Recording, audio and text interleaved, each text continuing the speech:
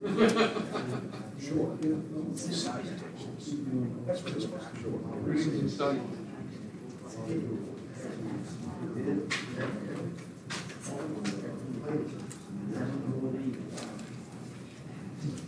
Well, they told me that you're gonna hear about 50 ideas, try to figure out what you can do for your community. You can pick one or two. And we'd already been talking about trying to figure out what we can do. The Easter Bunny Fest. Because they can get it taken. No, we're talking about. They have those on seating, but it's Well, that's a good thing. hardly ever open. Everybody else's house open up anything. For me, I think we need 3 more restaurants downtown. You'll never get another restaurant downtown. Well, my So friend. that would be good too.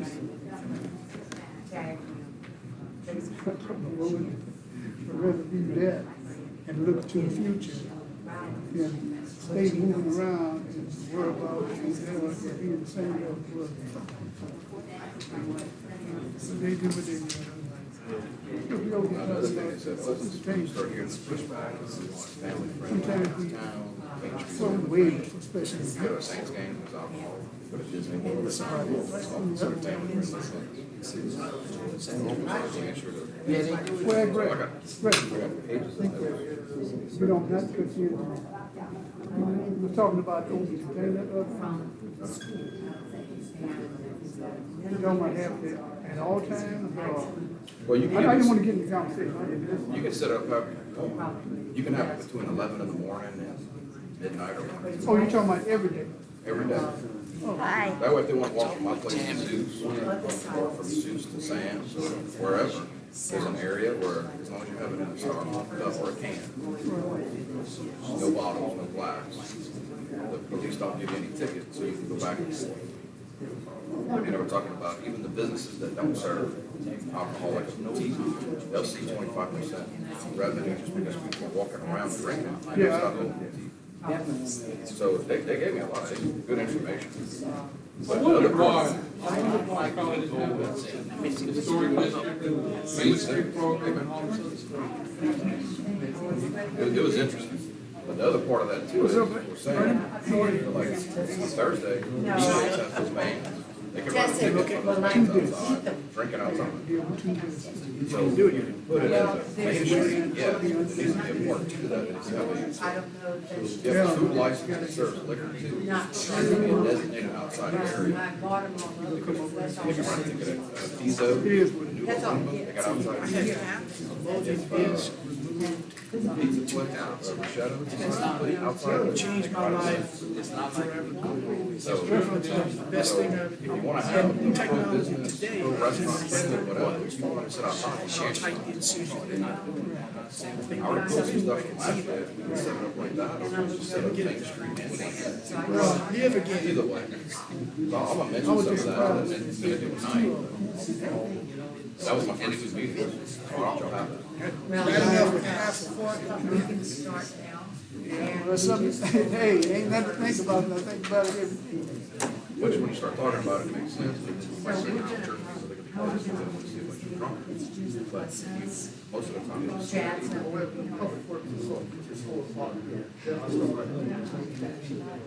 Okay. but if you made Main Street like that all the time, anytime Main Street has an event, they don't have to come get a, So we can do it. you don't get a special event thing, it's already the whole time anyway. But you could even set that up to where you want to do it at 9 in the morning to. We're gonna start with Jeff.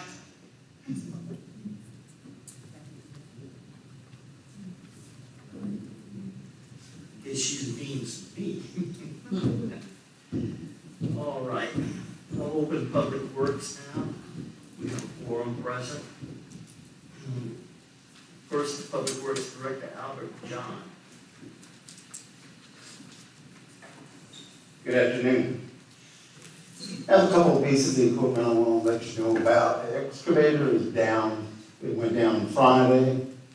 Got the estimate today. Should be back up possibly tomorrow or Monday. We had 2 mowers go down yesterday, which I'm having them picked up tomorrow with a loaner being dropped off to us. The main thing is the sweeper. You know, the sweeper was down the last meeting. We got it back up that following Friday, and it worked fine, but it's developed a problem with a cylinder leaking that I haven't taken off and had repacked yet because I wasn't aware if we were gonna have to do the Clean the City again. I found out this afternoon, it's the 27th, that they're coming back. So tomorrow morning, we're gonna pull that cylinder off, bring it to the shop and have it repacked, and it should be back up by the end of next week. So it'll be way in advance. That's my main concern. I didn't want to pull it off because I didn't have the date. Because last year, it was last year or the year before, do you remember? They came back, it was like 2 weeks later. So I didn't want to pull it off last week and all of a sudden it ends up next week. So anyway, that's all I have. Any questions? Thank you very much, John. Thank you. We would have the street commissioner Gilbert on scene, but he is ill, so he'll be out. Next is the city engineer, Mr. Tim Mayer. Thank you, Jeff. I think you all have a copy of my written report in front of you. I have 3 action items. They are outlined on the Public Works Committee agenda. And the first item is partial payment number 16 to Lynn Leger for contract A of the street improvements project.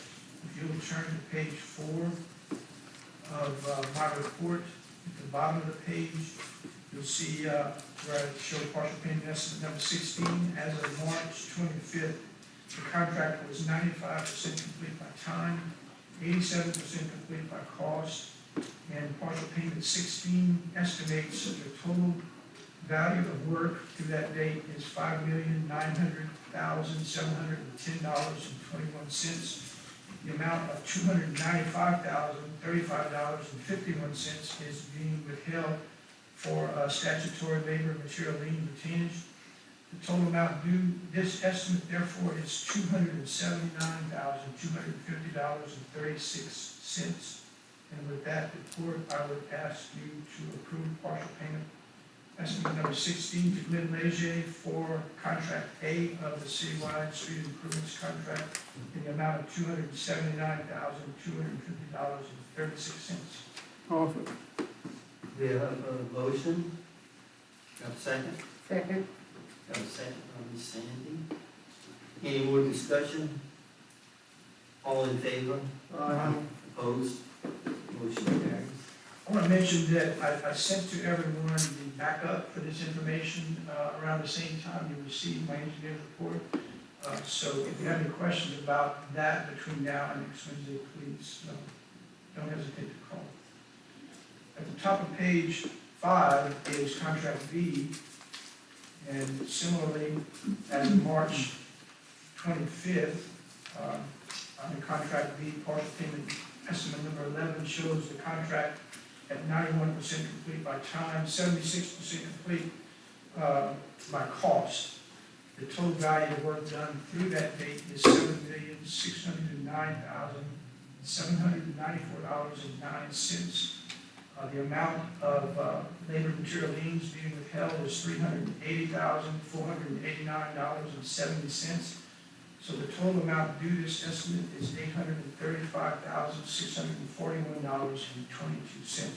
I would therefore ask that you approve partial payment estimate number 11 to Glenn Leger for contract B in the amount of $835,641.22. That's so moved. We have a motion by Ms. Sandy and a second by Mr. Martin. Any more discussion? All in favor? Opposed? Motion carries. Without handing out the third item is a bid that we received earlier on internal televising and cleaning of sanitary sewer and storm drains. The letter, which is the first page, is our recommendation. And attached to it is our bid tab. This is explained on the top of page 6 in my report. We asked the council a couple of months ago to authorize us to take bids for this service that we've been doing over the past many years to a lot lesser extent than we did lately. There is an ever-increasing need for the service to go into a sewer line, 8-inch, 10-inch diameter sewer line, or a 24-inch culvert, 36-inch drainage culvert, because it's been obstructed, maybe it's been damaged, maybe the joints have been dislodged. We never know for sure what the problem might be. But what we do is we get this service company to come in and clean the line thoroughly if they can get through. It's not so obstructed that there's a problem with getting through. And we wind up with a video of what the camera sees inside, so we know exactly where the problem is, and we have an idea of how to fix it without having to tear up more pipe than we might. We took bids, as I mentioned. Bids were received on last Thursday, and we received 4 bids. And the way we like to handle this, and my recommendation is that we would award contracts, plural, for the low bid, the second low bid, the third low bid, which allows us to go with the low bid anytime that low bidder can react within the specified amount of time. We tell the contractor, if we issue a work order, we want you to mobilize within 5 days. If for some reason that contractor can't do it, or if we have an emergency, let's say we need to get into the line today or tomorrow, and that contractor can't do it, then we would go to the next low bidder. The next low bidder, if you look on the bid tab, in a typical work order, we show, if you look at item number 5 and 6 in that chart, we look at what does it take to mobilize, what does it cost for a contractor to mobilize the Crowley to perform preparatory cleaning. Let's say a typical day would be 4 hours of cleaning and 4 hours of TVing. And if by chance we might ask that contractor, when he comes in, he can start and finish a particular location within a few hours, and we may move him to another place in Crowley. We pay him to mobilize from one place in Crowley to the other. So item 5 and 6 tells you what the real cost is in a typical situation like that. So a typical work order might be the sum of items 1, 3, and 4, where the contractor mobilizes the Crowley. He spends 4 hours on cleaning, 4 hours on TVing, and that would add up with his unit prices to a $3,000 a day. When you compare GCU, who was a low bidder, to CES, Compliance and Enviro Systems, you can see that bid is $300 more in that same situation. So if, again, we have an emergency, we can't wait, and you can't make that contractor come in, then we would go to the next low bidder in that situation to satisfy that urgent need, if there is one. And the third low bidder, SEMS, is not too far off of that at $3,517 in that scenario. So I looked at item 6 in that spreadsheet, the typical work order cost, where a contractor would come to town, he'd mobilize, he'd be in one location, finish, we'd mobilize him to another location, and he'd finish the day and provide us 2 different jobs in Crowley. What would that cost? The low bidder was $3,500. The next low bidder was $3,599, and the Sims third low bidder was $3,842. So what I'm suggesting, what I'm recommending is that you authorize the mayor to enter into a contract with all 3. And then what's in the best interest of the city in a given work order situation is use the lowest price available. I suspect that in most cases we will use a low bidder. I don't think we have that many emergencies that can't wait 3 or 4 or 5 days. So that is the recommendation that I'm making in the letter that I handed out to you. Any questions? Tim, I have a question. And I was able to sit in one of the trucks and observe the monitors as the television cable went through the drainage. I'm under the impression that we were using the services from Compliance Environmental Systems from Baton Rouge. Is that the one that's doing it now? They're doing it under your contract for the LCDBG project, where they are doing smoke testing and doing preparatory cleaning of repairs that they're making. That's not what. Oh, okay, so that's, because they did have the television line, this was between 4th and 5th Street. Yeah, that's all sanitary sewer. Okay, that was a different thing. Right, they're doing the same thing, but it's under a general contract.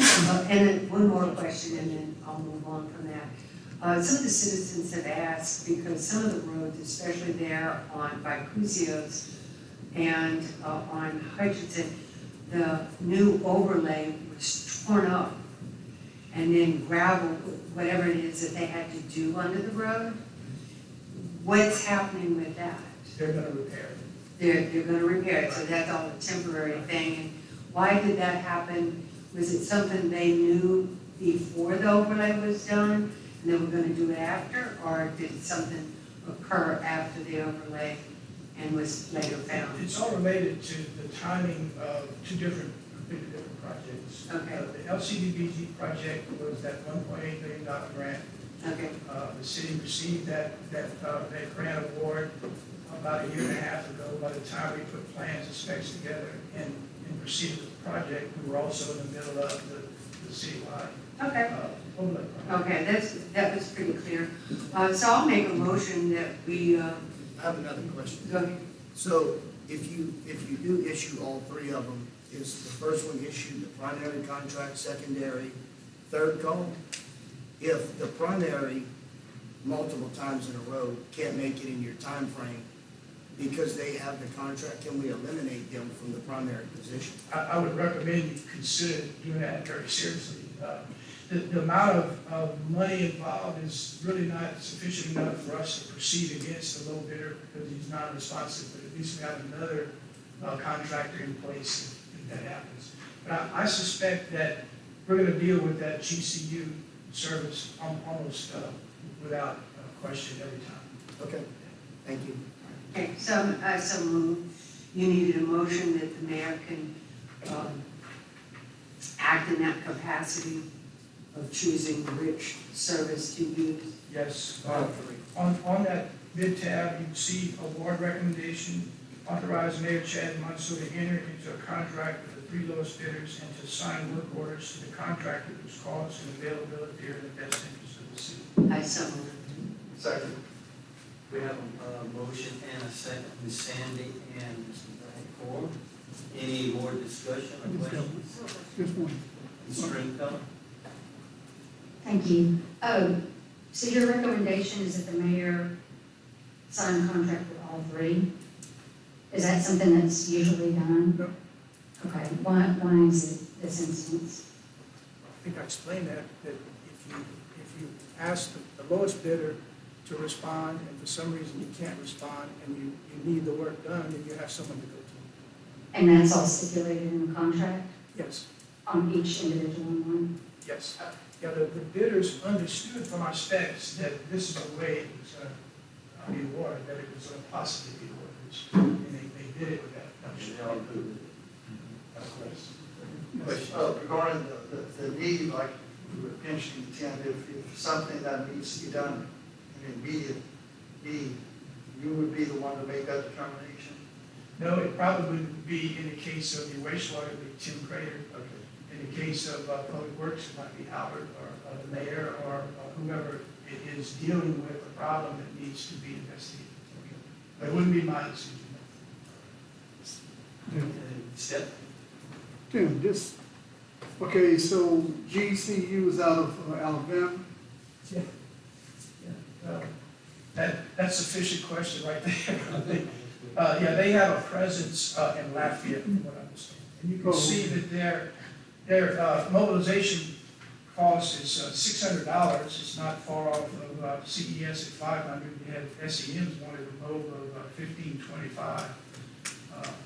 So, that $600 has to be, they're not too far away. Okay, so the first call, if something happened, would go to, if this passed, it would, GCU would be the first primary, correct? They'd be the Yes, sir. first to call, and they can handle it, then, would they be the ones to call the secondary or what have you, or do we have to do it? We would have to do that. Thank you. Any more questions? If not, all in favor? Aye. Opposed? Motion passes. Those are the only action items that I have in public works. And with that being the last thing, there are no non-action items. I'll recess.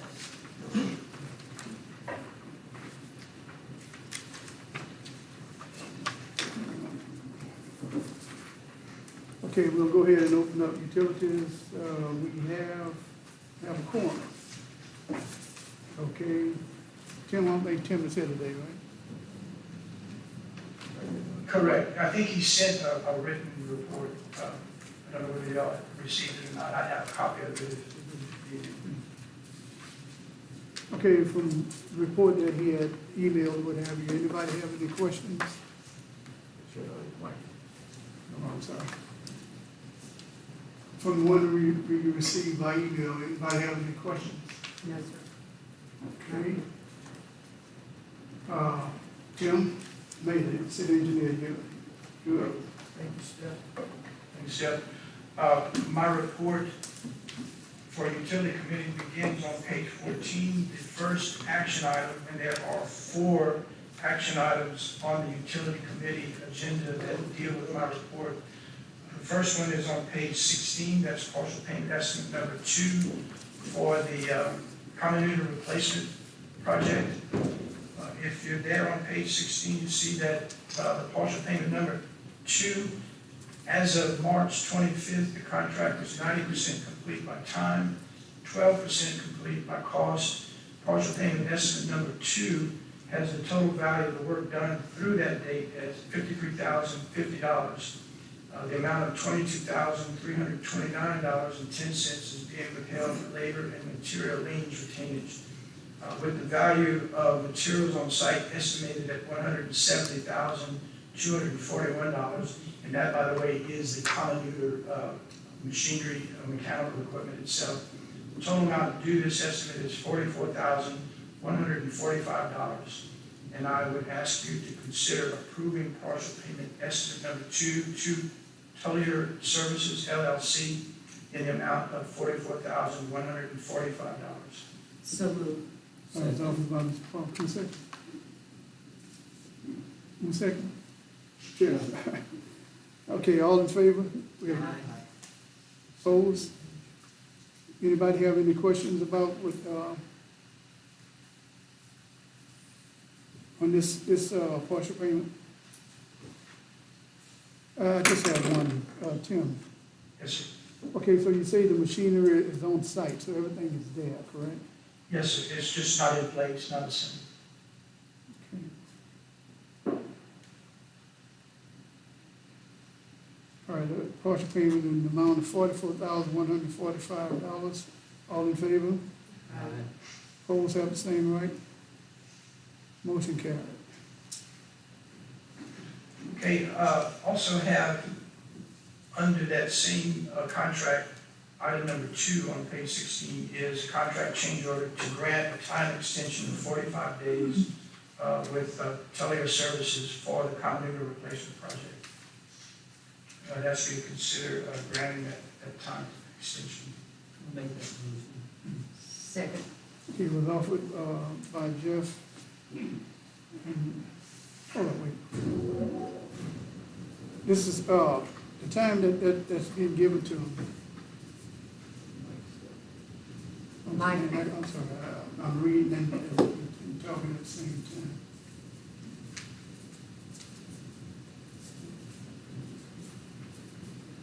Okay, I'm catching up, y'all, so give me a minute, just catching up. No problem. Okay.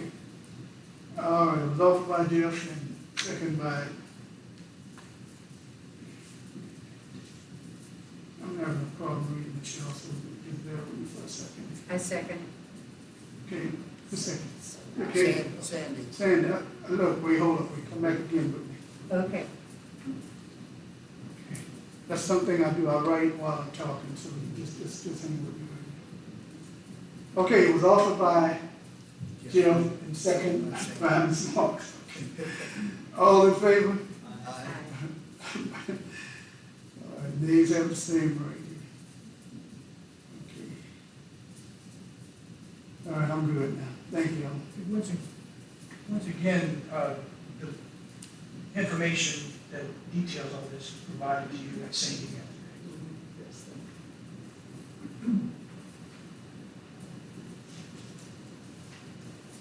All right, next item is at the top of page 17, and this is, we took bids on the ultraviolet.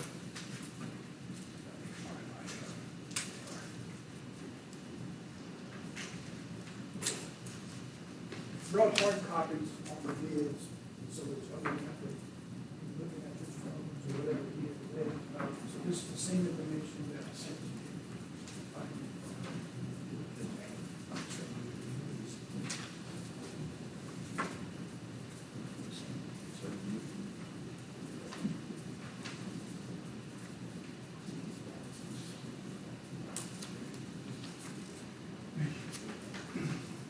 Keep up.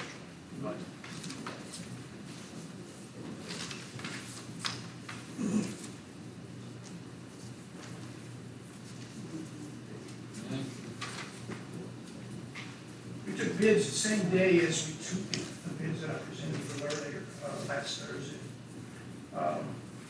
The letter of recommendation is the first page. If you flip to the second page, you'll see that we only received one bid. A little surprising because we had lots of interest. We use the online bid service that's required for a city the size of Crowley to provide that to contractors. And we had a very long list of material suppliers and bidders who were interested. And we figured we would probably get 3 or 4 bids. But we only got this one bid from Volute of Houma. Luckily, the bid puts us within the amount of money that we set aside as ARPA funds that we expected to use for this project. And with this amount of the low bid, we're still within that amount of funding when you consider the contract, engineering services, everything else that goes into getting the project done, inspection. So my recommendation is that you would award the base bid to the parent low bidder, Volute, in the amount of $1,387,120, contingent upon the city attorney's opinion that the bid and supporting documents comply with applicable state and federal laws and statutes. Okay, so this is the only bid, so we accept that. The only bid, the bid tab, I showed our opinion of probable cost. We had estimated it at 1.27, and it came in at 1.39 almost. So a little higher than what we estimated, but it's still within the money that we budgeted for the project using ARPA funds. So as a municipality bidding, we don't have to have a certain amount of bids to approve someone? No. Okay.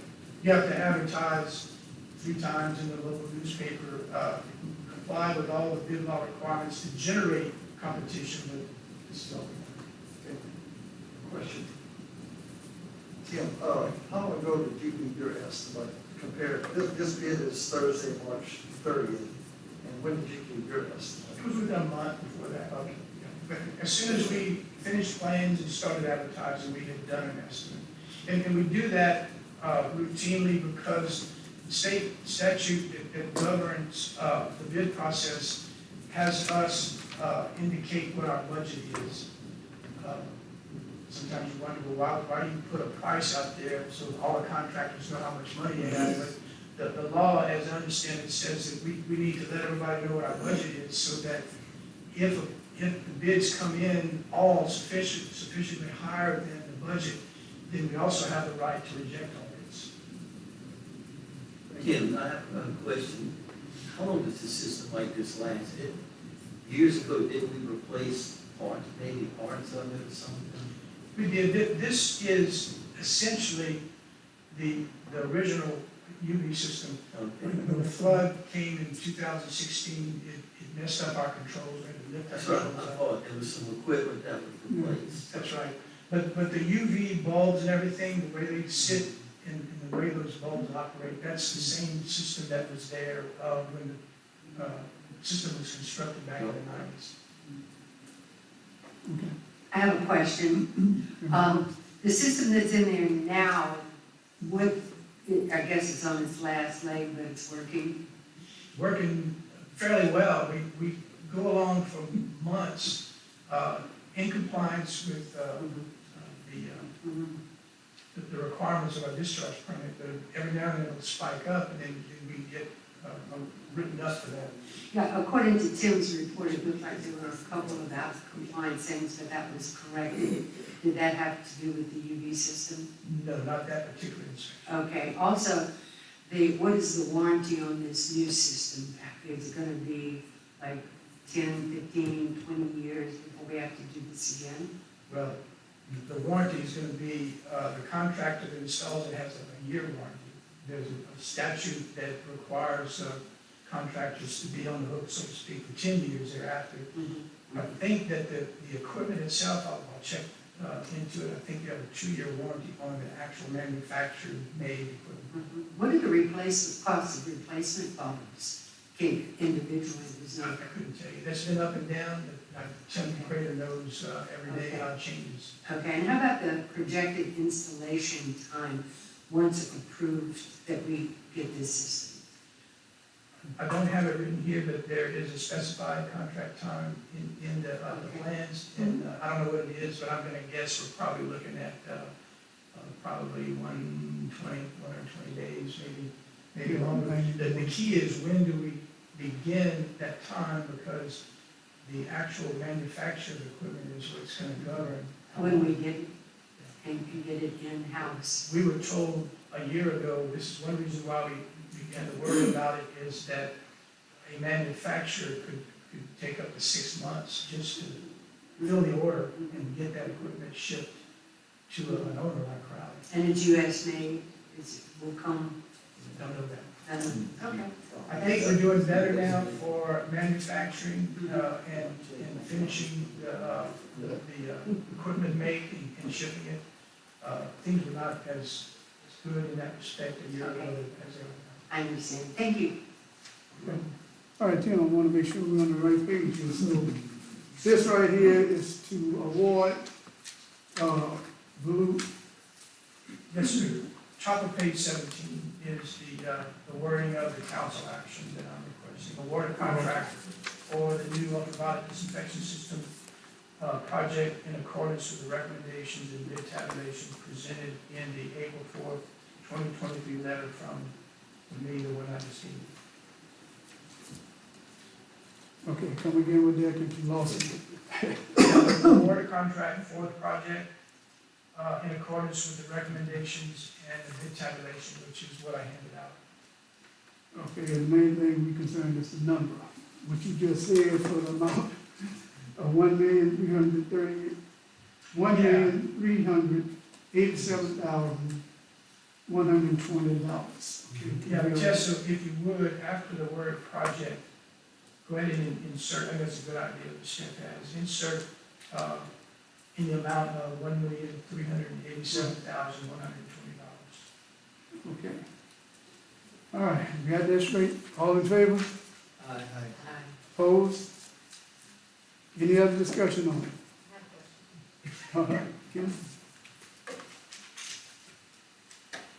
Mr. Mayor, what's the governing body that watches that system, the wastewater system? Is that the EPA or is that DEQ. DEQ? What's stopping DEQ to go out there and say this entire system that we're doing, we need to redo it and not use the ultraviolet disinfection system? Nothing. Okay, so we could essentially replace it. They could go out the next day and say that we need to overhaul the entire thing. They could. Okay. They won't, but they could. Okay. All right, motion passed. This one is- The last item I have is the item 4 on your agenda, and it's on page 19 of my report. This is a partial payment estimate number 9 for the rehabilitation of the sewage collection system. That's the LCD project, Sandy, that you were asking about a while ago. As of March 25th, the contract was 68% complete by time, 49% complete by cost. Partial payment estimate number 9 has the total value of work through that date at $889,376.12. The amount of $44,468.81 is withheld for retainage. So the total amount due this estimate is $314,732.85. I'm asking you to consider approving partial payment estimate number 9 to NC LLC for that project in the amount of $314,732.85. I so move. It was offered by Ms. Mark, second by Jeff, that we approve partial payment number 9 to NCMC LLC for the rehabilitation of the sewage collection system project in the amount of $314,732.85. All in favor? Aye. Opposed? Motion carries. That concludes the action items that I had for you this evening. Thank you very much. Anything else to come before utilities? Will you recess?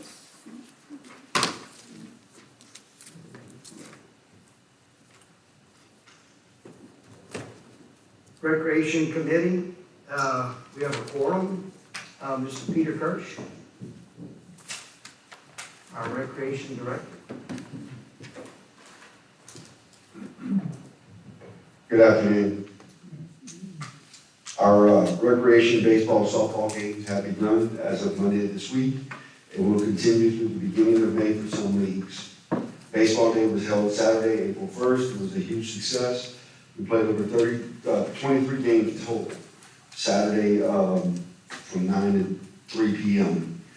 We had a total of 43 teams that we were able to put together, top to bottom, in our recreation department this year. We're still hosting and still getting a lot of requests for high school baseball and softball. And I am currently working with LSUE to move 3 games this weekend, starting Friday night into Saturday to Crowley. They'll be hosting Delgado Community College from New Orleans. With the threat of weather, we have turf. It's a win-win for everyone. Our roller skating program started back up at Martin Luther King this past Friday on March 31st. It will be held every other Friday for children ages 4 through 12. It is a free event. Again, it'll be every other Friday. So April 13th will be the next event. Restrooms out of the main campus. We have a pre-construction meeting tomorrow for the new restrooms. The notice to proceed for that project was issued for April 1st. Work is still not started, but I'll be able to give more details for anyone interested after tomorrow morning's meeting. Just give me a call and I can fill you in on what we got going on. Our tournament season is still in full swing. We are off this weekend because of the Easter holiday, but we will resume next weekend, and then we are in full throttle until mid-May. I'd also like to thank the Acadia Parish Police Jury, Mr. Walter Andrews. He awarded us $2,500 for the Martin Luther King Center for things such as the pool table, ping pong table, and other various activities for the youth that utilize the Martin Luther King Center. And I also would like to thank Tim Crater and the sewer department for a bang-up job they did getting ahead of the restroom construction project. They installed 2 new sewer pumps at the lift station on the property. They had the well vacuumed and cleaned and the pipes inspected, and there is nothing wrong with the infrastructure structurally for when the new restrooms come. So our plumbing and what we have in place will be able to accommodate the new restrooms and the usage that comes. So we got the all clear of the sewer system. So other than that, everything's good. Any questions? Thank you. Thank you, Peter. Mr. Tim Mayor? Nothing further. All right, we have no other action items, so the Recreation Committee rests.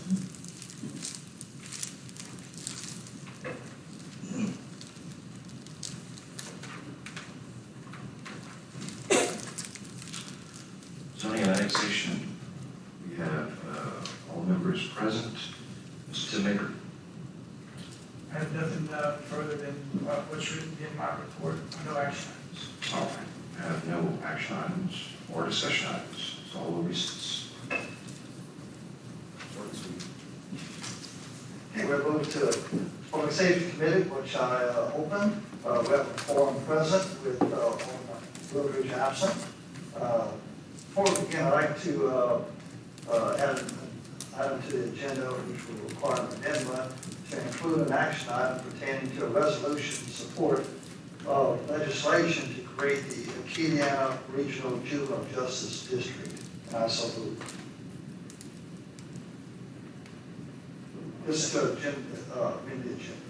Okay, we have a second, Jim. All in favor? Aye. Any opposed?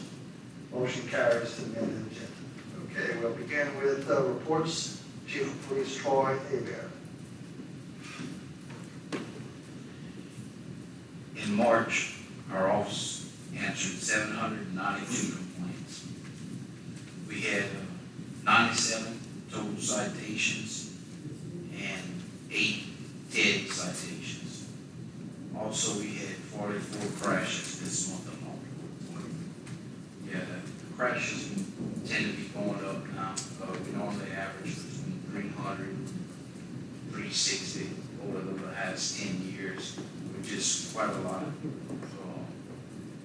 We're working on trying to work traffic as much as possible inside the city to try to help reduce some of this. But it's really getting out of hand. We have more crashes than normal, which is something we really need to address. And also, I'd like to make a statement, as far as why some of this is happening. A lot of it is due to our shortage, but I have a prepared statement I'd like to make. Police officers are held to a different and higher standard than any other profession due to extraordinary level of power entrusted to them. Officers cannot make mistakes in the performance of their duties. Everything is videoed on their body cameras. If an officer does not perform flawlessly, he or she can risk getting disciplined, indicted, sued, or prison time. No other occupation puts its employees under such intense scrutiny, not even servants who are armed with a scalpel. Police officers report to work knowing that one mistake can cost them their career, reputation, financial stability, future retirement, emotional health, and ultimately their life. Officers respond to calls when something has gone wrong. They have to make judgment calls in a split second and frequently encounter individuals who fail to comply with lawful commands given to them by an officer. However, our society expects cops to be machines, like robots, who don't feel, don't make mistakes, and are human. I can't think of another profession that holds someone more accountable than their actions than a police officer. In this climate of no mistakes, if you want the job of a police officer, recruitment is down, retirement and resignations are up. The number of patrol officers at the Crowley Police Department has declined to an all-time low, which greatly affects the public safety of our citizens and the desirability of our city. Our officers are required to work overtime, which increases stress and time away from their families. We cannot continue on this path. So what's the solution?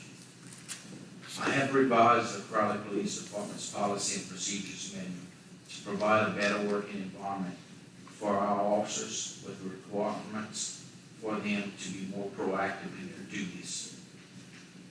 We are implementing new computer software and equipping police units with computers to increase the amount of time officers can patrol our streets.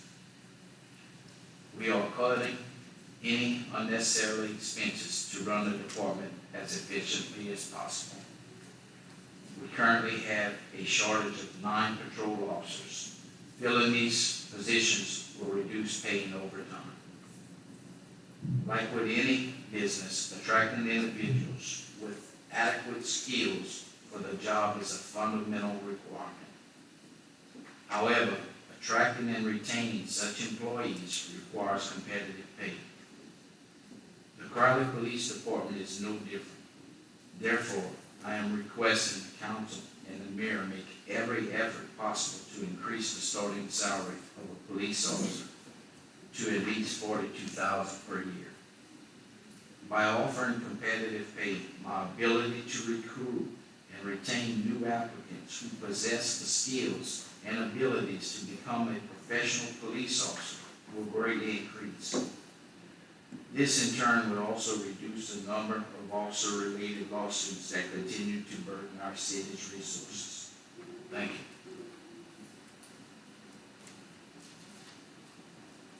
Any questions for Chief? Yeah, I have a bunch, Charlie. Well, all of you. No, I don't. So I wrote down that you wanted an increase from 42, but just give us an idea of where it's at now to get to 42. To get to 42, we're looking at about a $5 increase per officer. Per hour. Per hour. And that should bring us to 42. I'm definitely going to run the exact numbers to have the exact total we were going to do it across. But the bottom pay needs to be at $5 additional dollars an hour to get us to 42. Since I took office, some of the departments were paying at 40. Currently, the Decatur Parish Sheriff's Office now pays their employees 42. And, you know, we have to have competitive pay. I mean, without it, we're going to keep getting everybody's rejects or people that they don't want. We have to be able to compete. Like I mentioned in there, you know, we want the best applying here. We'll take new ones. You know, we have tried in the last few months to hire, and we had 9 of them fail the site evaluation for it. I mean, it's a big problem with recruiting right now, and the pickings are very, very slim. So, as you answer, I'm just gonna write more questions down. I want everybody to know exactly where you are, because I know you're in a tight spot.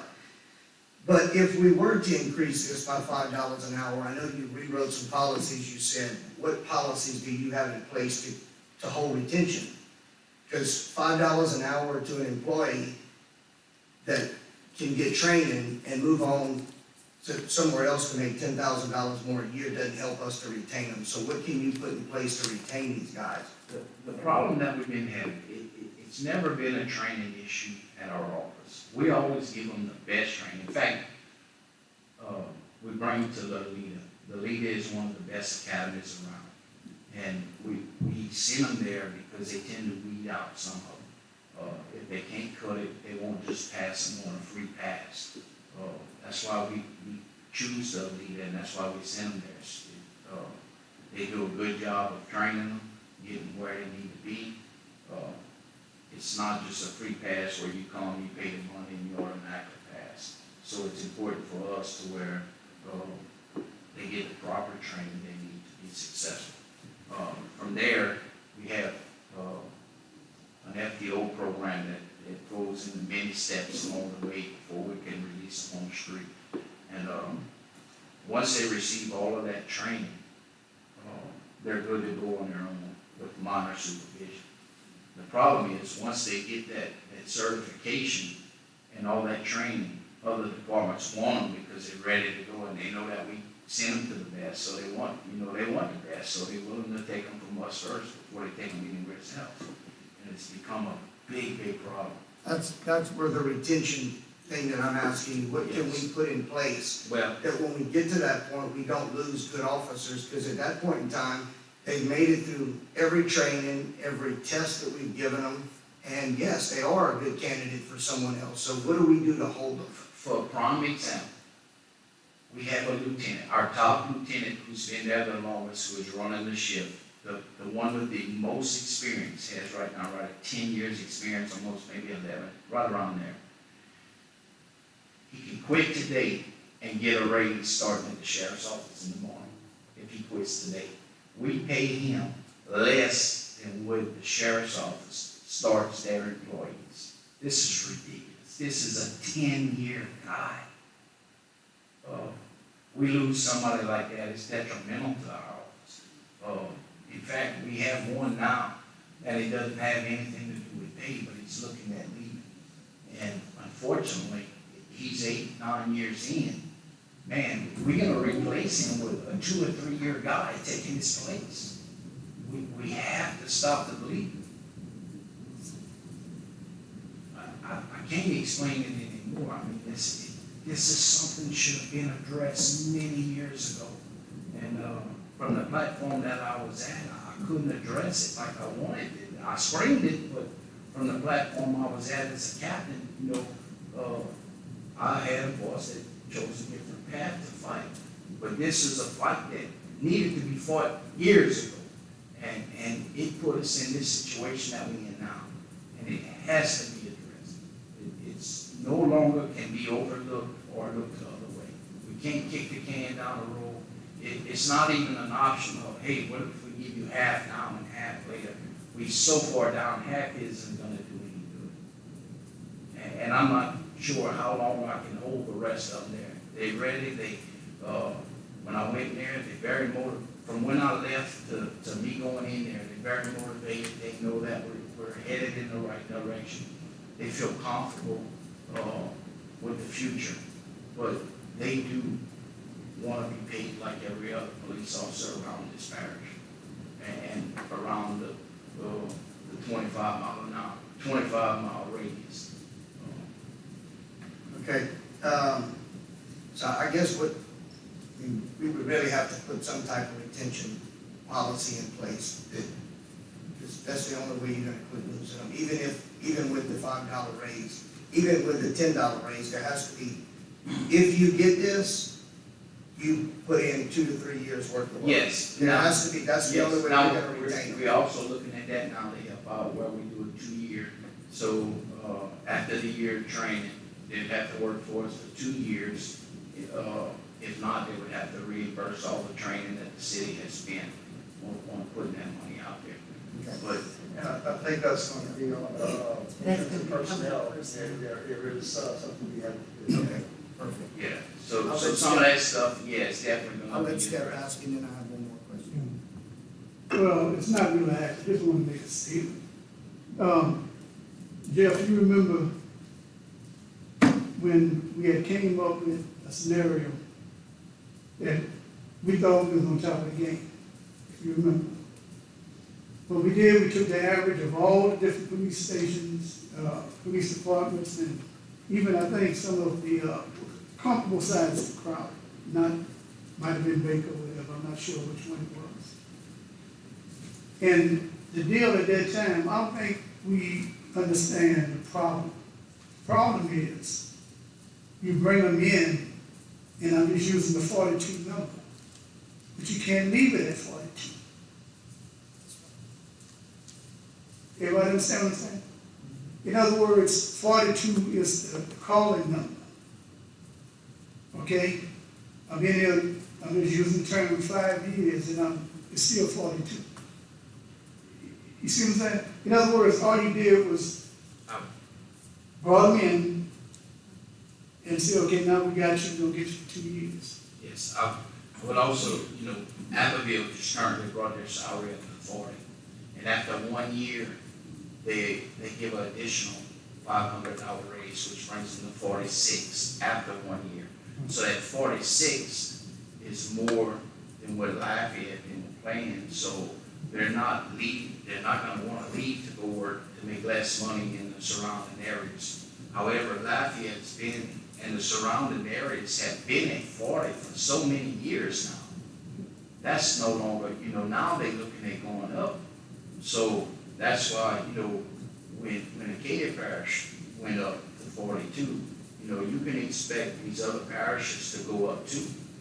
And my thing is, let's get some of the best qualified to come here first, so if we can at least jump to 42, we can have a pool and try to grab some of these, ones that are, more educated and stuff to come work here to where we can, get some of these professional, law enforcement officers in here. Okay. I'm gonna go to the infrastructure real quick. So you said you have 9 patrol officers short. How many does that mean we have on the road, and what is that an average in a shift? You have 4 shifts, you have a day shift, a night shift, they each work 12 hours. So you have basically 4 shifts. With the capabilities of working between 5 and 6 officers per shift is what we should be, 5 and 6 per shift. Currently, right now, they're working 2 and 3. And what's happening is, we still have to give vacation.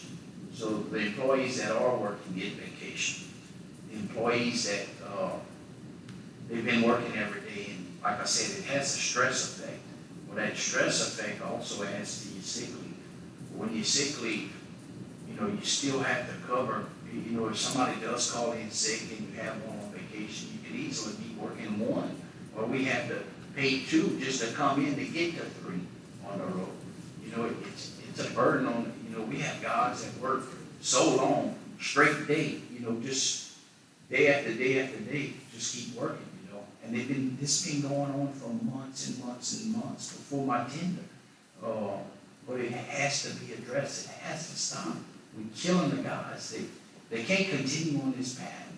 And I do know that the city's burdened with knowing exactly what the financials are, but we can't wait till we find out what those numbers are. We need these numbers quickly. Like, if they know tomorrow, we need to call an emergency meeting the day after. We can't put this off for months and months and months. It's detrimental if we get this done. I can't stress it enough. Thank you for answering my question. I'm definitely on board. I don't know what the process is, since this is my first time on council, but, I think something definitely needs to be done. Step? The process is very simple. It's called the budget. You do one or two things. Okay? Either you look at it for what it is right now, or you make plans for the future. We can take it in as it is right now. Okay, 42 is what the chief is asking for. But we got to come up with a contingency plan to keep them here. You follow what I'm saying? Because if you put a stipulation on it, well, yeah, you got to be here for 1 year or 2 years, or you'll pay back. Well, if I'm going to make another $15,000 somewhere, I'm going to pay you back for what's what. I still come out ahead. So I think the main thing that we need to look into is how are we going to come up with, I don't want to say a contingency, but it is what it is. We have to understand that, first of all, you put your life on the line. I don't know what the hourly rate, average hourly rate pay comes for. What it is, $12 and something. 1266 is where we start, and after 3 months, we give an additional $500 a month. So right there, you go to Walmart, they start off at what, 12 an hour, or whatever it is? I'm not sure, but Yeah, I'm hearing a lot of them are starting to pay 14 an hour. Okay.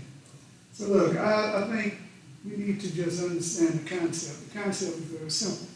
If you got the right public safety in place, that's fire and police, both. What that's going to do is going to attract, because any businesses that's out there, and any business plan will come to Crowley, that's the first thing you look at. They want to see a crime rate. I will say this, at full shift, we can be a whole lot more proactive. You know, when I see what's going on in our society, you know, the gun violence, I mean, right down to traffic, to open containers. There's so many things that we're unable to do because we're so short-staffed. But being full-staffed, you're gonna, you know, when you look at it from the business point, you will see a revenue kick up, because when the guys become proactive and work things that we should be working, like traffic, which they hardly ever work because they just don't have the time to do it. And then you notice that the accidents, people getting hurt, or shootings, we're not in the neighborhoods like we should be. When you only have 2 or 3, it's a big city to be operating with 2 and 3. I mean, there's no way they would let another, you know, for instance, the chief of the firemen would tell you, they would never let them work 3 on them at all. And we're talking about, you know, a police department working 3. This is ridiculous. We have to get to full staff, but with that full staff, those numbers aren't appear the way they be, because there will be some offset revenue coming in. That's going to offset some of that, and that's just reality. You know, in other words, if you got 6 guys working the road, you take one of those guys and have them work traffic for 2 hours, which is needed. That will come at an increase. It just will. Open containers throughout the city, laws that are being broken all over. They don't have time to be proactive and target certain areas that need to be targeted, where we haven't people break the law and stealing stuff. When those arrests come, there's fines and penalties to pay from that. Also, I'd like to point out, you know, our city, we get sued all the time, and that burden to the city is very expensive. I did a check about 1.5 years ago before I left the city. We were paying out between $400,000 and $500,000 every single year in police lawsuits. And when I got with the city attorney on that, and he told me that the lawsuits that we were paying out was from silly mistakes being made by the officers. So my next question was, how many of that was between a 1 and 3 year veteran? All of them. And then he retracted and like, well, 99% of Troy's. You know, after 3 years, they quit making those mistakes. So when you look at how much it costs the city for the rates, and when you have experienced police, that number, you know, so what if we save half of 500,000? We save 250,000 every year. Well, that makes a big dent in what we're paying out. Mm-hmm. And when I was at the chiefs meeting, I was speaking with some of the chiefs, and I was letting them know, you know, the different, you know, I'm looking at cost savings too. One of them pointed out that's exactly what happened when he took office. And I don't mind saying it, it's just when he went in there, he got those officers competitive pay. And what happened was it stabilized that department, and they had such a reduction in lawsuits that in a couple of years, that mayor rewarded him by giving him like a $45,000 increase. Now his salary, his police chief salary is $100,000. And I mean, but that was because the mayor was so impressed, he didn't want to lose that chief. But he knew right off the bat that he had to have competitive pay. Man, if you want an officer that's been here 3 months to go work a burglary at your house, or 3 years, you know, it makes a difference, I promise you. And a lot of it might be between it getting solved or not, you know. You want the most experienced and the best we have going to your home. Well, so does every other citizen that lives in this city. And they deserve to have that experience also go to their home. Chief, I have just 2 quick questions. So, as you mentioned, wanting to increase the starting salary to $42,000. What is the starting salary now, just for comparison purposes? 32. It's a $10,000 difference. And the other question, you mentioned that we're 6 officers short. So 9, that's right. So ideally, what is the number that we need to be at? as far as staffing? All of, we need to fill them. Fill the, What's the number? Is there 18 or? Well, How many employees, yeah, how many officers? we have 35 Okay, commissioned that's police what I wanted officers to know. at the city. Okay, thank you. you have 35 now? Well, we have 42 total staff, including myself. We have 35 commissioned police officers. And how many patrol officers? The Uh, ones that are out on the streets. Well, it's between 22 and 24. It depends how we move some stuff around. Sometimes we may move one to work certain things. My goal is to have 24 consistent, to where we have 6 per shift. So we should have 24, and we currently have 9 less than that now. Yeah, well, when you take away the 9 off the shifts, it's obvious when you do hire somebody, it's not like you can just throw them in detectives or throw them into something that requires, an experienced officer going in there. So naturally, they're gonna start on patrol. It's unfortunate, but that's the way it is. Unless you're lucky enough to get an individual that's experienced that wants to come in. And Chief, do you have viable applications now for those slots? I haven't done it. Everyone that we tried to hire, now there is one going through the process right now, but we hadn't got any results back. Hopefully, he passes. And that's the goal. We have to pick it up. I've called the chief in Abbeville to see how he was doing, being he brought it up to 40 at the time. And he told me for the first time ever, he finally got to look through a whole stack of applicants and picked the best employees to choose. I'm like, send me your rejects. I'll take a look.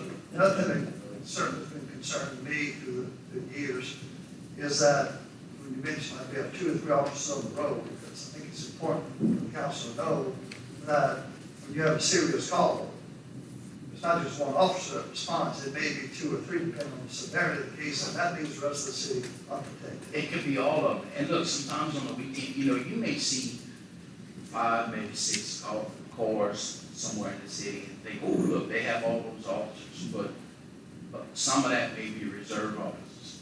Could even be councilmen, Mr. Cole, but they're here as long as they may come out and help for 2-3 hours during that busy time, and then they may go home, once it slows down a little bit, but most reserves that come out, they can't, we have one that'll give us 80 hours a week if he wants, he's, without him, I don't know how we would have survived, but, he comes out and helps pretty much, a couple of them do every time we call, especially when we have functions going on at the skate center, we're trying to put somebody there. But, this is a burden on everybody, even the reserves are overworked.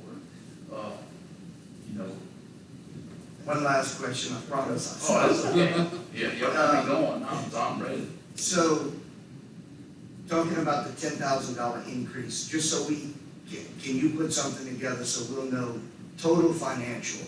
I know we're talking about 9 spots that need to be filled, that we would like to start those guys off at the 42,000. What How many are below 42 now that also would need to be brought up to 42 for them to stay as well?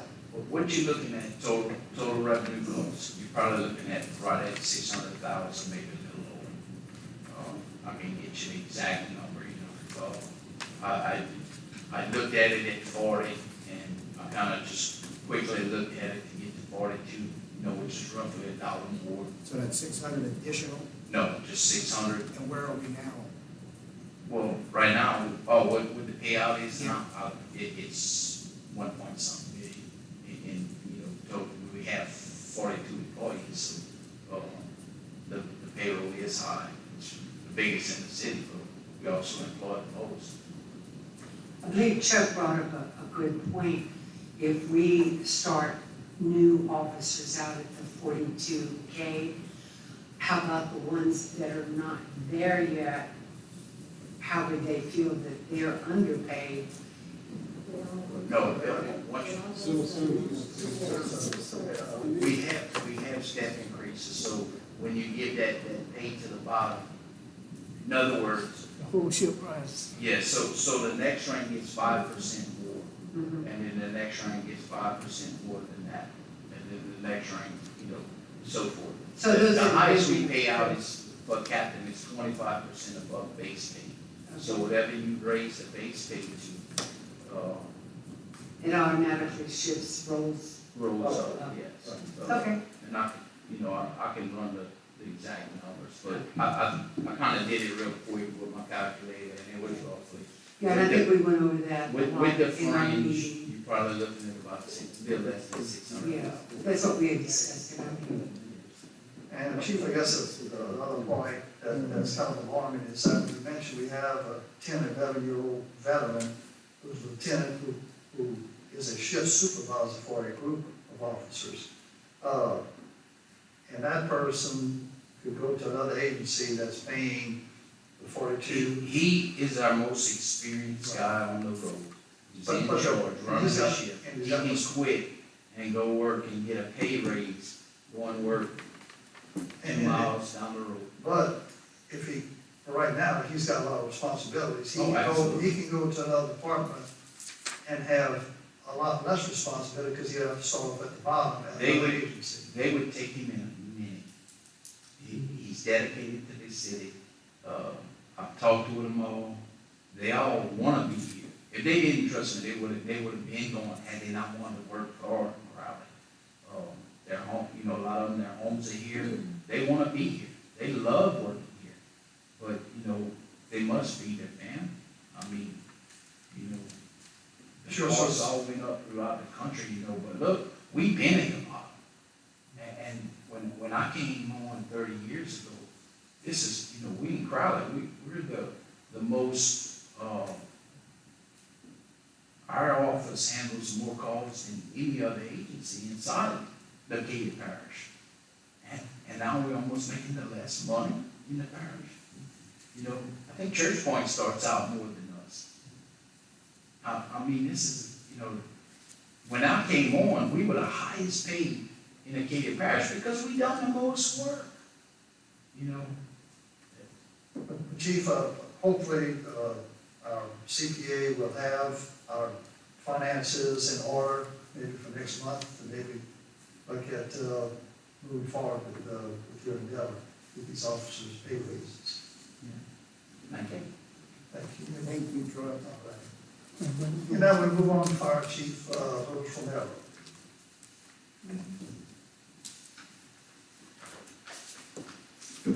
So good afternoon, everyone.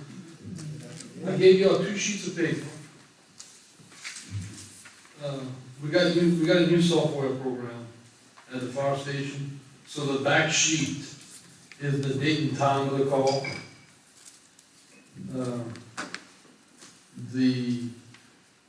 And this is how you're gonna start getting your reports. The number on the left hand is the incident number, what we responded to. Our old program used to break it down to every individual call. If you look at the bottom, it says hazardous conditions. That could be a power line down, that could be a tree in the road, that could be a gasoline spill, could be a gas leak, natural gas leak, rescue and emergency, that can be a vehicle accident, heart attack, stroke, stuff like that, going to help a kid. False alarm and false call, that's fire alarm going off, and there's no fire, just was malfunction, then some type of fire, either a structure fire or a call fire or something like that. I think there was 5 structure fires last month.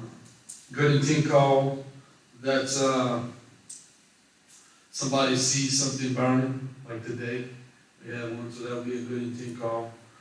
Or go on, assist somebody, pop a door, or get a cat out the tree, something like that. A service call, that's when we assist the police department. So it's just a different, if you look all the way to the right, it tells us our response time in seconds. And then to the right of that, it breaks it down, 2 minutes and 44 seconds. So, back to the front page, we had 6 hazardous condition calls, 16 rescue and EMS calls, 9 false alarms, 7 fires, 5 good intent calls, and 1 service call, for a total of 44 calls for March. So far, CFD ran 134 calls so far this year. And with the new software, it breaks it down even more minute, because you can even look at the seconds. So our average response time for March was 2 minutes and 42 seconds. That's both day and night. Chief, that's impressive. Usually spend around 3 minutes and, ask for 44 calls throughout the month. Yes, sir. So, just to tell you what's going on at Crowley Fire, April 15th is gonna be the car show. The fire department will be cooking, jambalaya and giving away to the people. That's gonna be at the car show. I also would like to take this opportunity to thank Mr.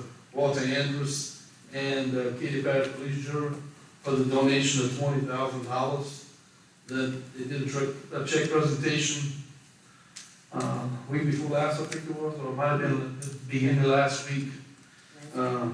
That's going to be the purchase gear. So I told you all about the software. I'm finishing up the Act 120 money. I'm just waiting on a signature from ER Habits so that we can turn in all our disbursements for the 125 from John Stefanski's office with the treasurer for the renovations of the Central Fire Station. All I need is for either Mr. Ed or somebody from his office to sign off on it.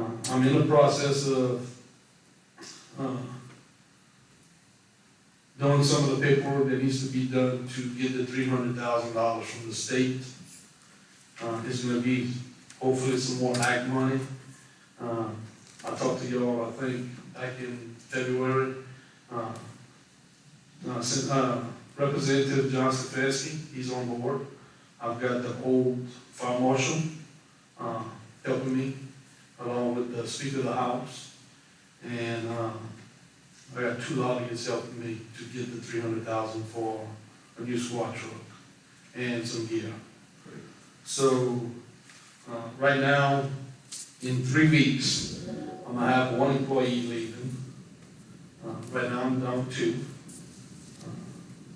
Joe Ballino is gonna be resigning from us and going to the Baton Rouge Fire Department.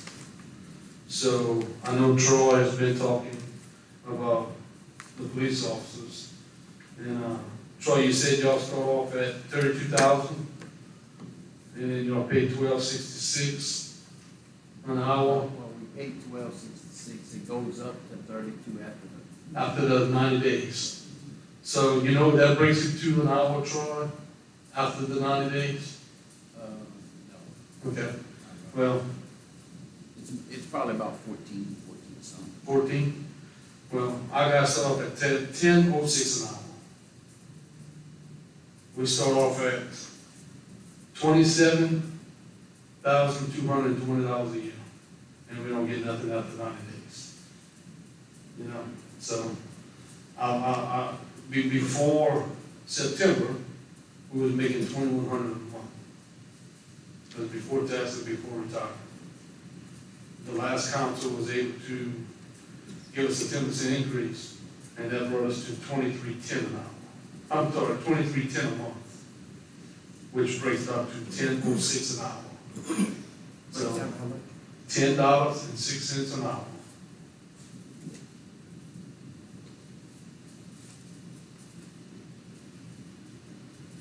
You say 2106 a month?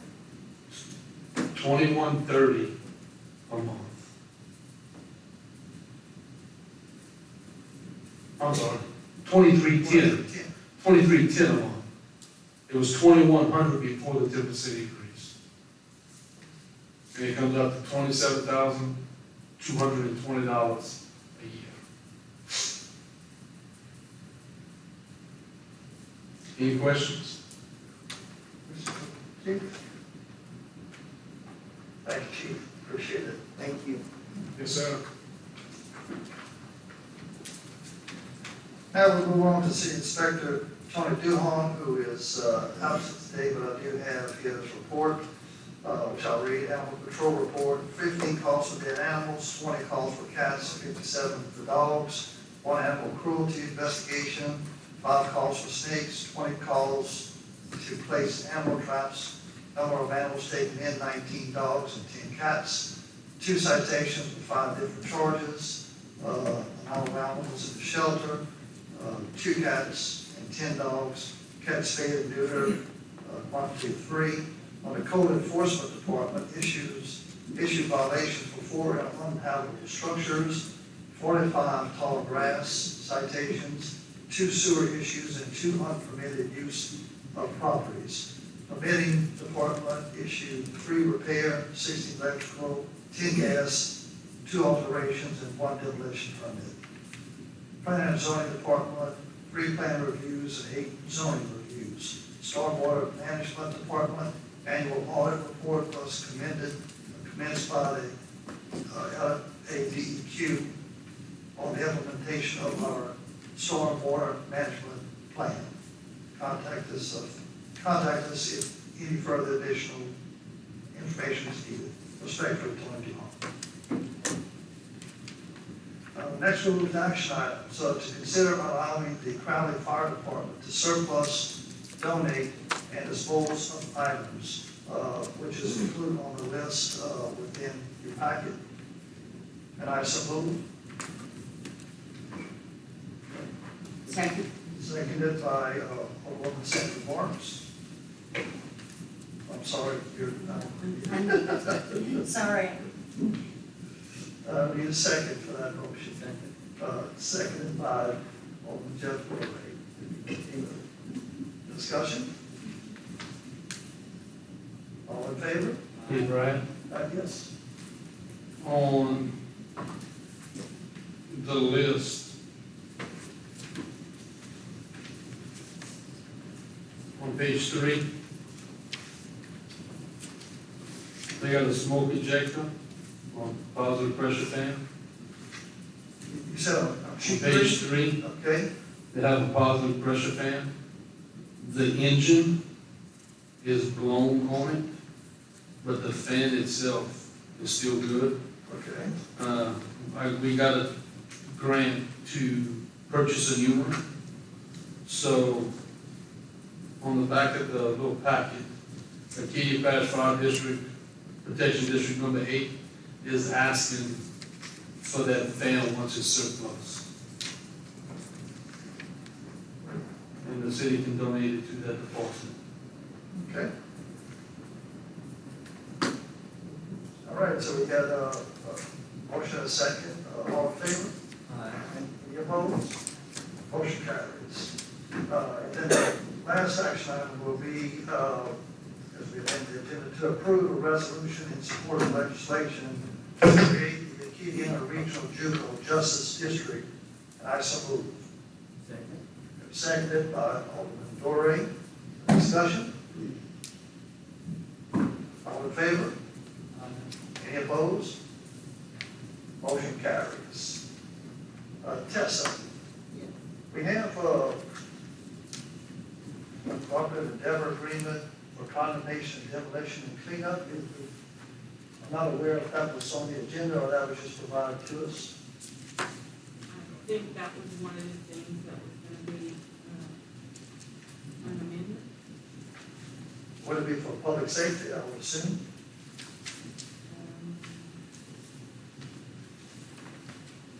I'm not sure. I don't think the other committee notified this. Okay, I don't think so.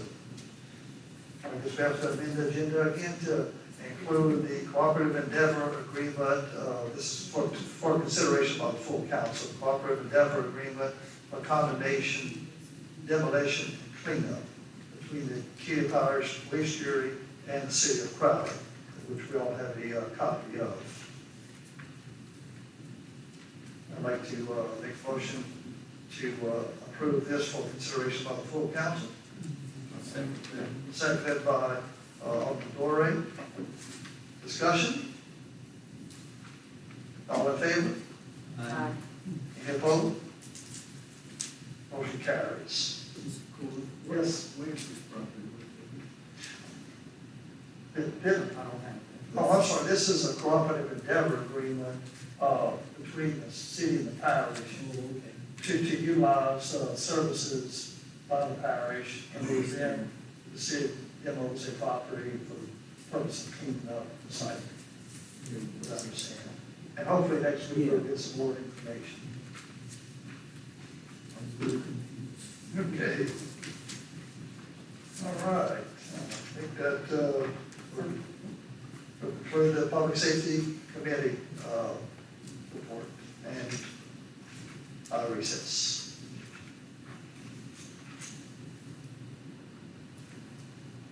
Public buildings. Okay, I'll open public buildings. And, in that Mr. Byron Wildridge is not present, I will open, and there were no action items or discussion items, and I will close.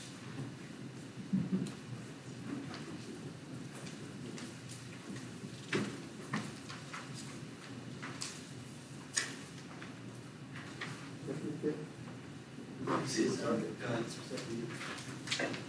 You're on board. Okay. On board here, we have, all the members are here and present. The purpose of this meeting will be to consider, this is relative to public safety. I'd like to make a motion to amend the agenda to include a resolution. This addresses an officer's contract to serve for a period of time, 2 years, and a penalty if they leave prior to that time. They would have to reimburse, they have a reimbursement for the cost of their training. And I would like to make a motion to amend the agenda. Okay, seconded by Katie Chasson. All in favor? Motion carried. There's no further discussion or business for the Insurance and Personnel Committee, and we rest. Oh, okay, sorry. So you want to adjust the, discuss the motion? Yeah, don't we already have that, it's already in the city's, ordinance? We already have that already. How many years? Didn't we? We have to address that to the chief. Yeah, I'm not sure if I don't think they ever made it an ordinance. Thought we did. Not that I know of. Okay. No, I think that should be already incorporated already. Yeah, this is why it's a resolution to discuss next week, to put one in place. But there's already one in place. I have to defer to the public safety, right, court. According to Tom and the mayor, it's not in there. I thought it was, well, 2 steps till today, when I received this, but I have not looked through the ordinances to confirm. From my recollection years ago, we had looked into doing it. I don't know if it was ever done, or I really don't know. We'd have to do maybe some bit more research to find out, but as far as I know, it was never done in the ordinance.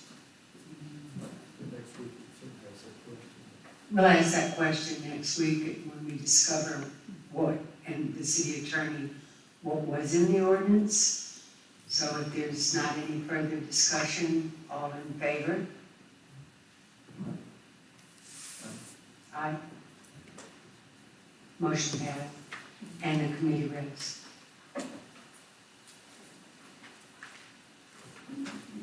So I think it's me. Yes.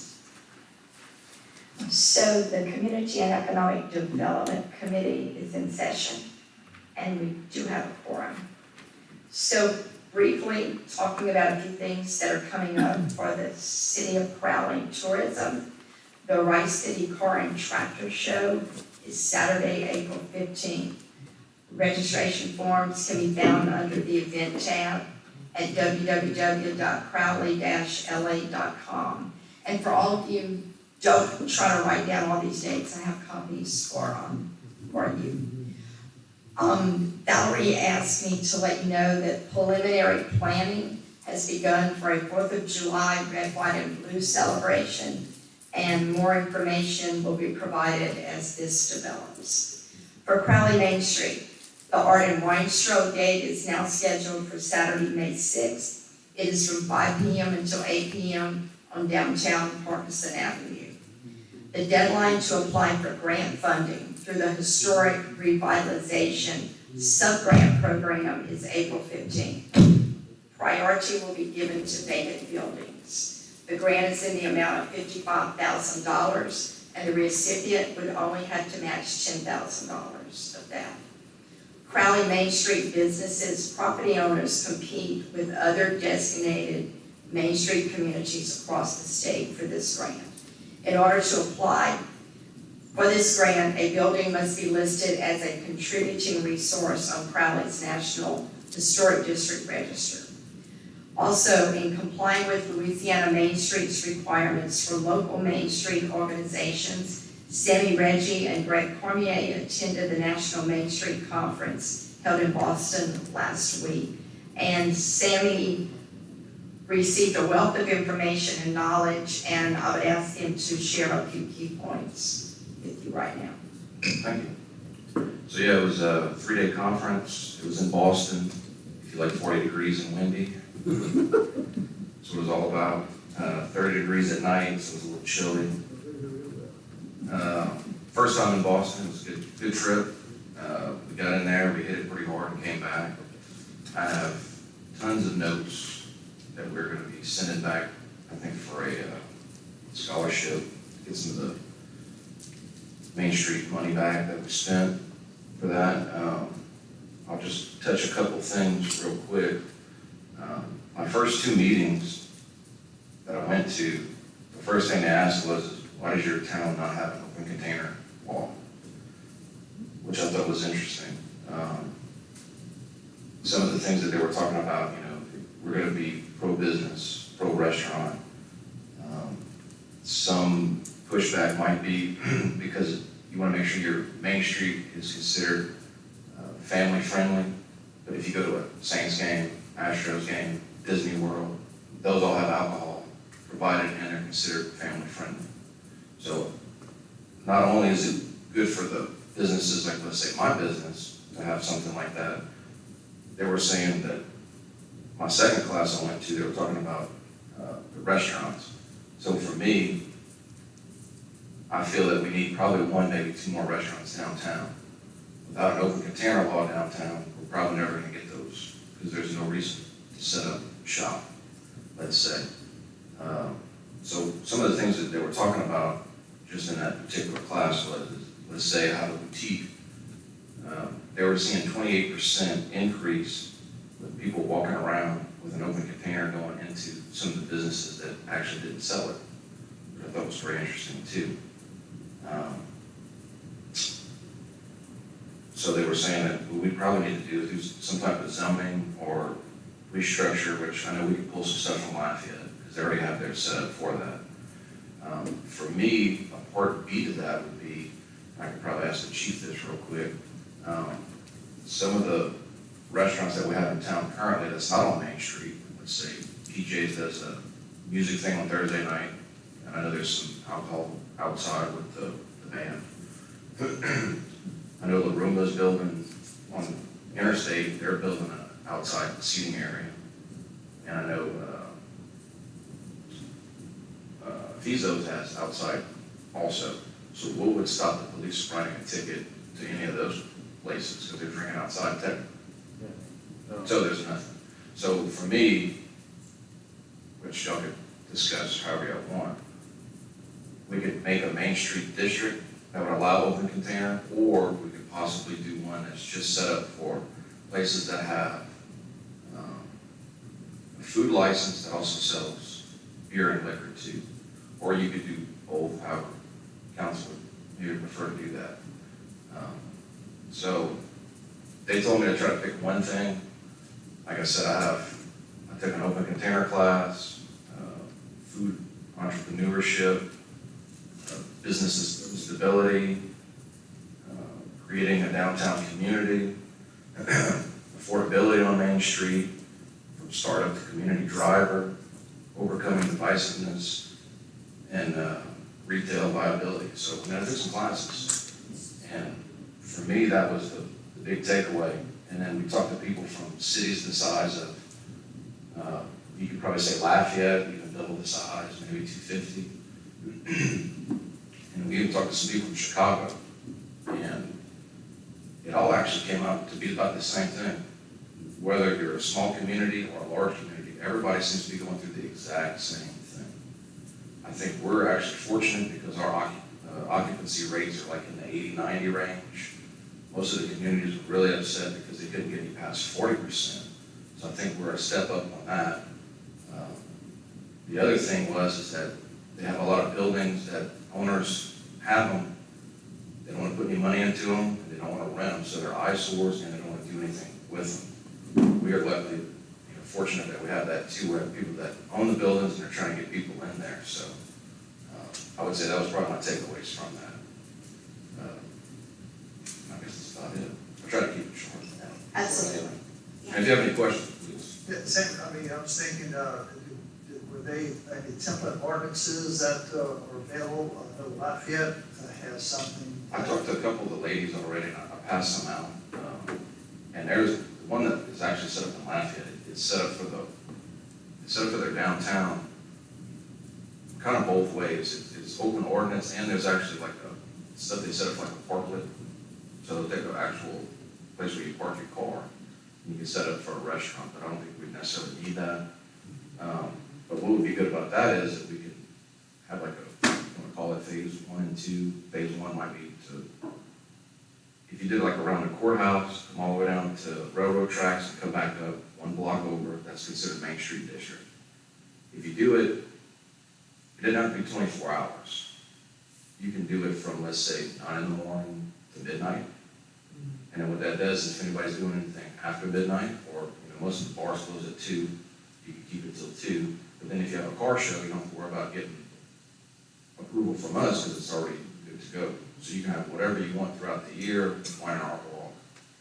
If Main Street decides to do anything, if somebody else wants to do something down Main Street, it's already set up. And Rice Festival is already included, but yeah, Rice Festival don't have to worry about getting permission because it's already set up to do that.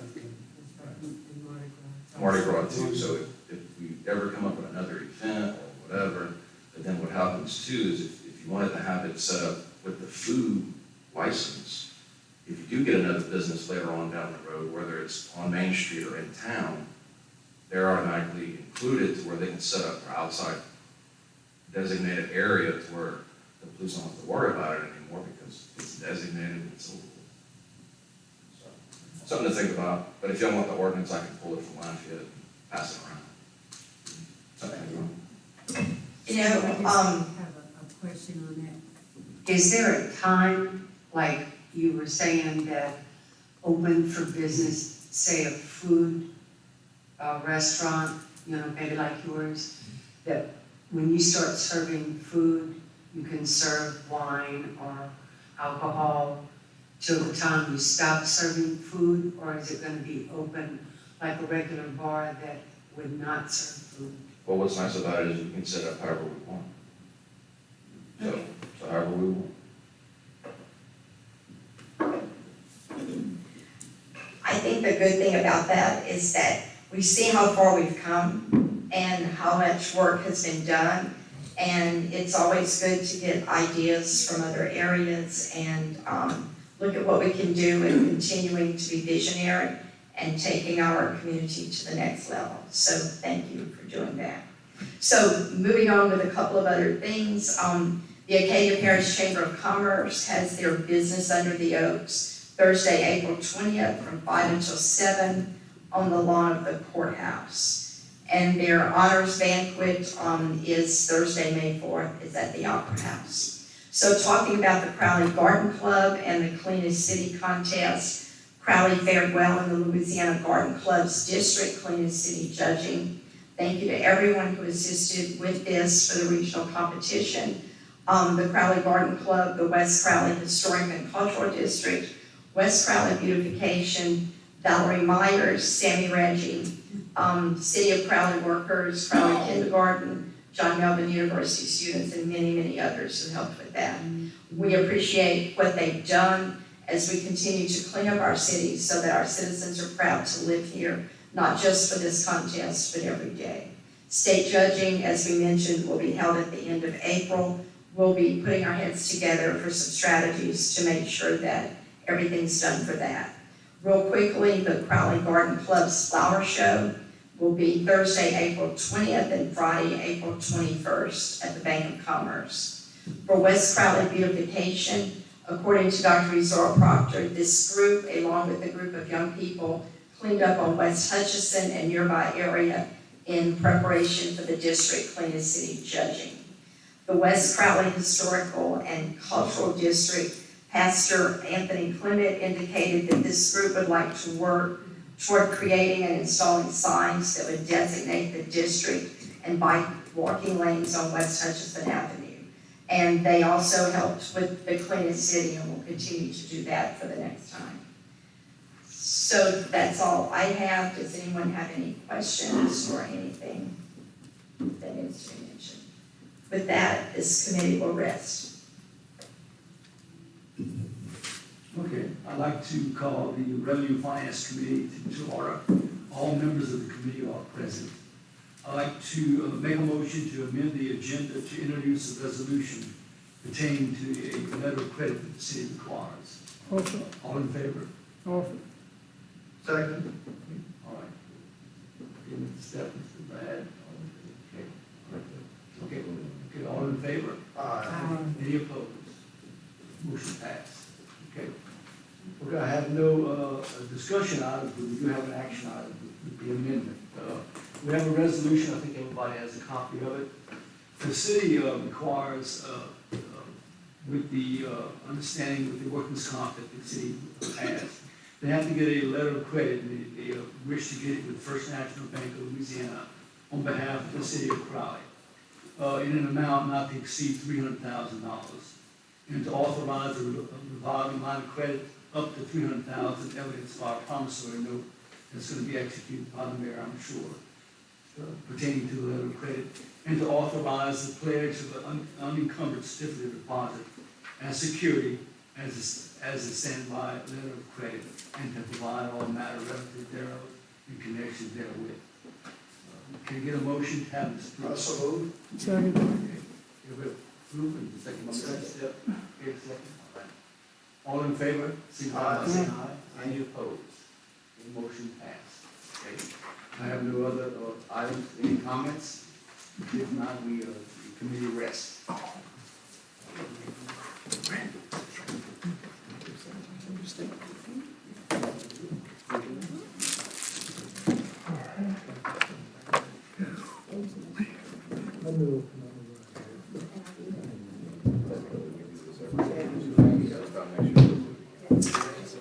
Ready to go.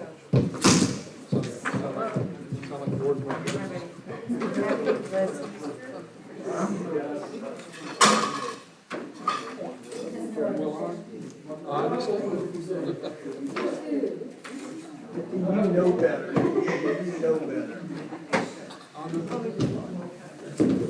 Thanks, Kate. One day you carry out. She's bad, Courtney, you know. Okay.